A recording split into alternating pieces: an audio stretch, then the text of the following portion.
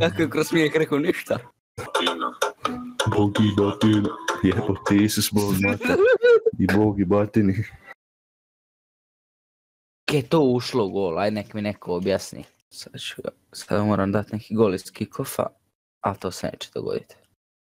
Da si pošao na bakutu?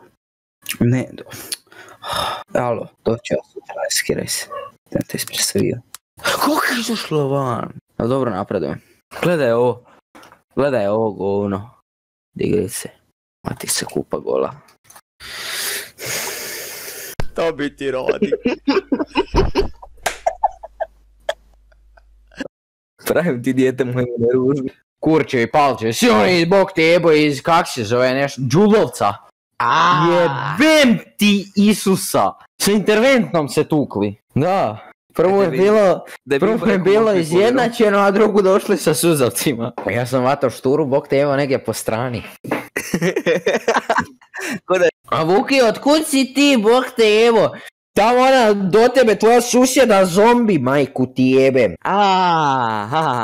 Mrtvu joj mater u grobu jebem, onu ladnu. Krv joj jebem, po njoj su snimali dokumentarac silovanja, jebo joj bog mater. Jebo joj Isus majku. Šta je bilo, Leo? Pa s njom bi ja snimao akcioni film. Jebo mi bog mater. Ojoj, šta si saj?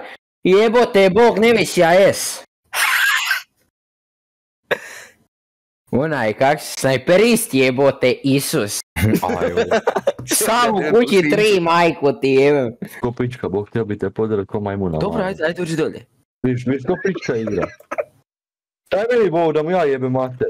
Meni vode. Kako se dečka naživcira. Joj, postoje bi ti sada mi nije žao Luke, jebo bi ti majko.